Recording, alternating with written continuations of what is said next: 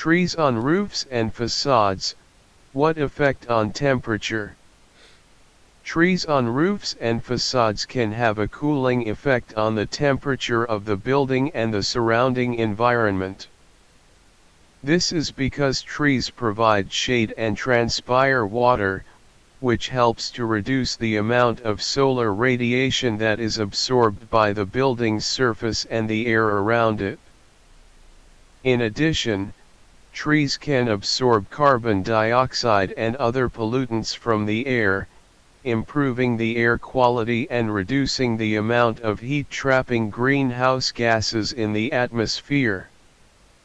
This can have a positive impact on the urban heat island effect, which is the phenomenon where cities are significantly warmer than surrounding rural areas due to the concentration of heat-absorbing surfaces like pavement and buildings.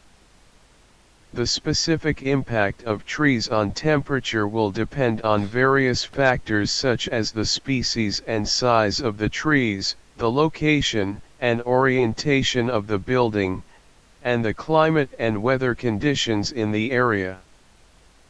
However, in general, trees on roofs and facades can help to mitigate the urban heat island effect and reduce energy consumption by providing natural shade and cooling.